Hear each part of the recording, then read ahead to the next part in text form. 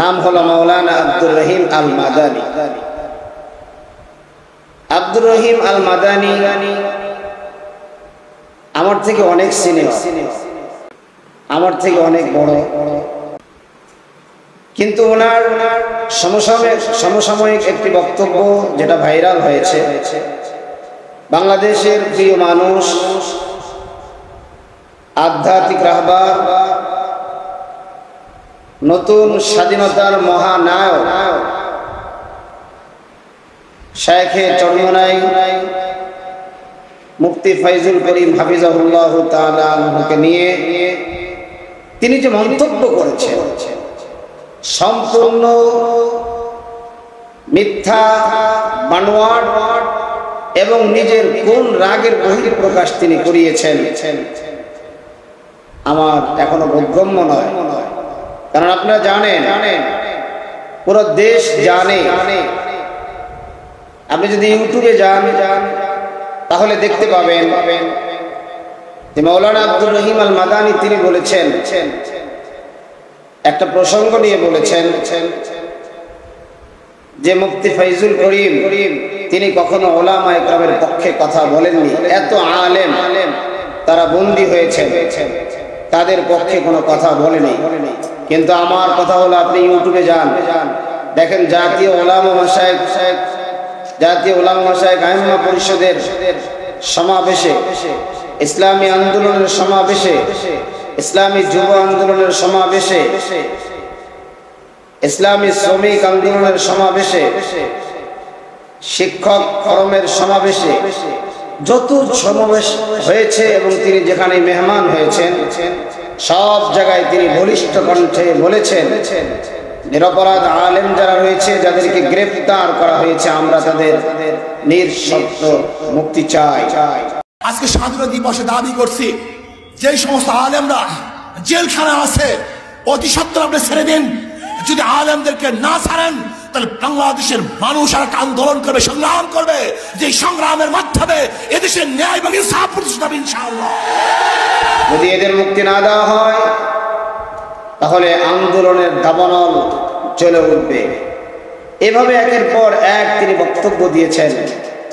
অথচ আমরা কয়েকদিন আগে কি দেখলাম যে মাওলানা আব্দুর রহিম আল মাদানী তিনি সম্পূর্ণভাবে একটা অপবাদ দিলেন যে উলামা ইকরামের মুক্তির ব্যাপারে শায়েখে চরমনাই ফয়জুল করিম হাফিজাহুল্লাহ তাআলা আনহু থেকে কোনো বক্তব্য আমরা পাইনি। সুতরাং আমরা আজকে আমাদের যে লাইভটি চলছে, আমরা এর নিচে কিছু লিঙ্কও আপনাদেরকে দিয়ে দিব। আমি জাতির সামনে বলতে চাই যে আমরা এই সময় এ ধরনের মতানৈক্য আমরা চাই না। আমরা চাই না আর উলামা ইকরামের মধ্যে বিভেদ সৃষ্টি হোক। আমরা সব ধরনের উলামা ইকরামদেরকে নিয়ে একটি ঐক্যবদ্ধ প্ল্যাটফর্ম চাই। কারণ বাংলাদেশের মানুষ ইতিপূর্বে বিভিন্ন মতাদর্শের, বিভিন্ন জনের ক্ষমতা দেখেছে, দেশ অনেকেই চালিয়েছে। আমরা চাই এবার ইসলামিক নেতৃত্বে যারা আছে সকলে ঐক্যবদ্ধ হয়ে ইসলাম মাফিক বাংলাদেশ, ইসলামী শাসন চালিয়ে বাংলাদেশের মানুষকে সুন্দর একটা দেশ তারা উপহার দেবে। কারণ আমরা সোনার বাংলা দেখেছি, আমরা ডিজিটাল বাংলা দেখেছি, আমরা ইসলামের বাংলা এখনো দেখিনি। সুতরাং যারা এ ধরনের মতানৈক্য সৃষ্টি করছে, প্রথমত কথা যে আপনারা আর এই মতানৈক্য তৈরি করবেন না।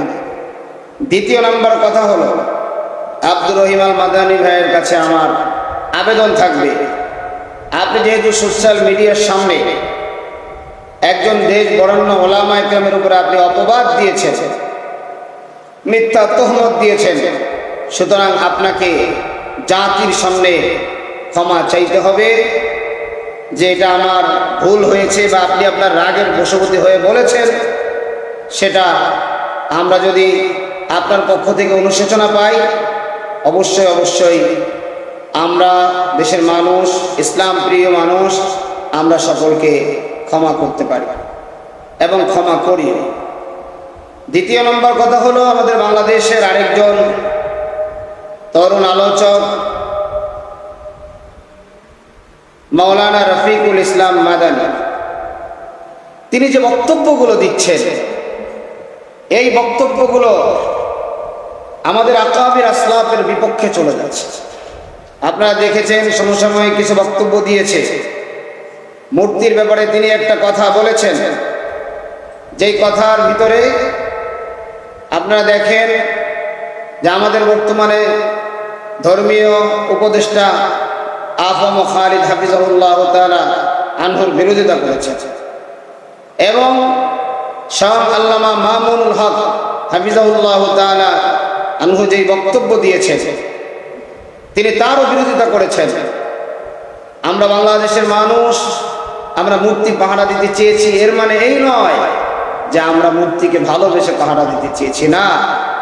ওলামা ইকরাম কি বলে, এটা আপনার বুঝতে হবে, আপনাকে বুঝতে হবে।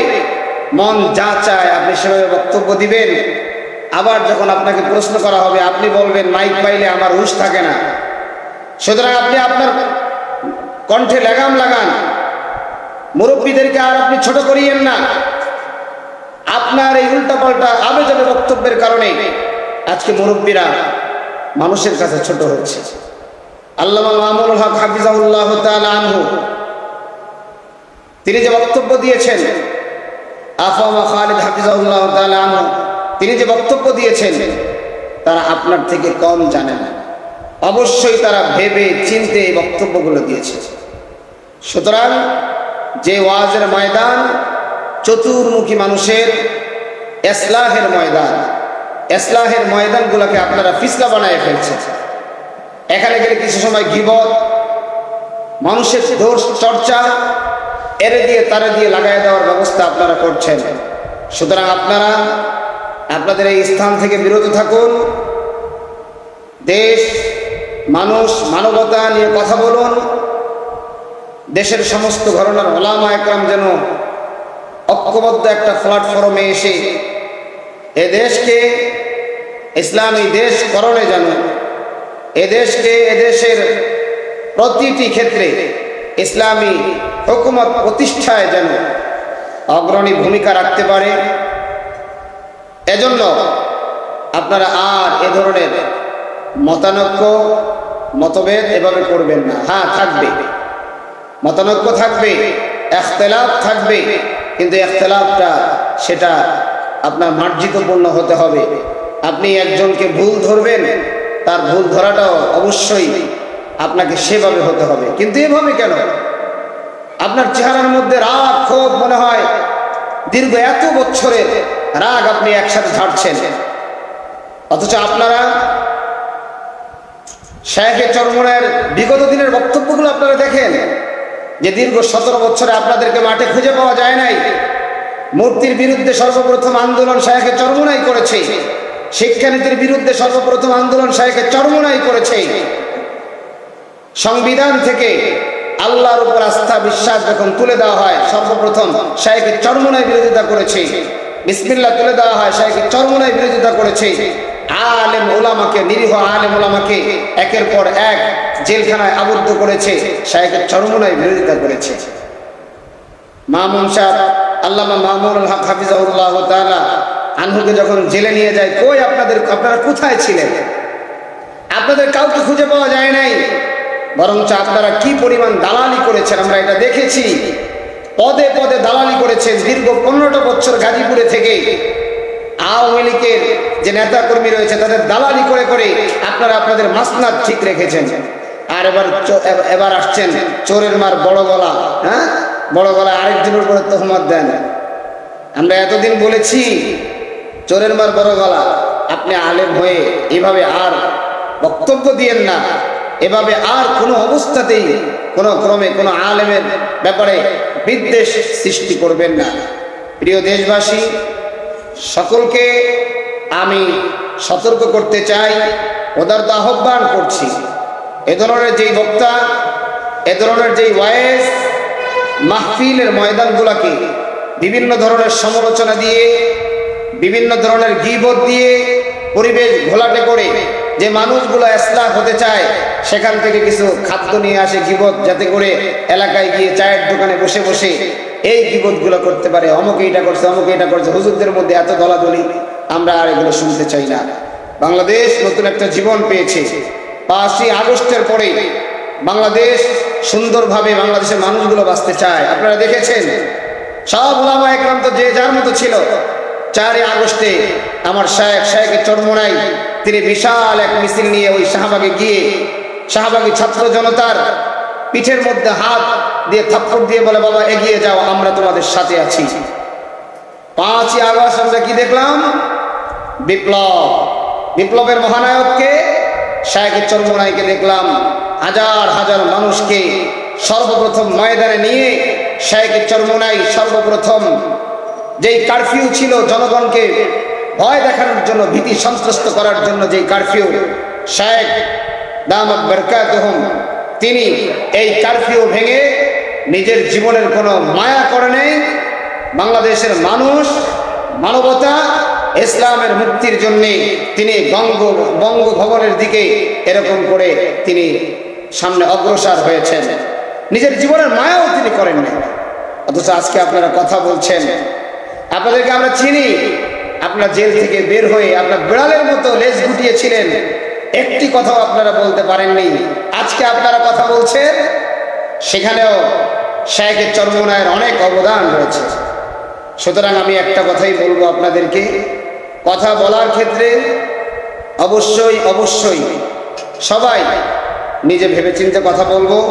আমাদের কোনো বক্তব্য, আমাদের কোনো কার্যকলাপ যেন এদেশের মানুষকে হতাশ না করে, এদেশের ইসলাম প্রিয় জনগণকে যেন নিরাশ না করে।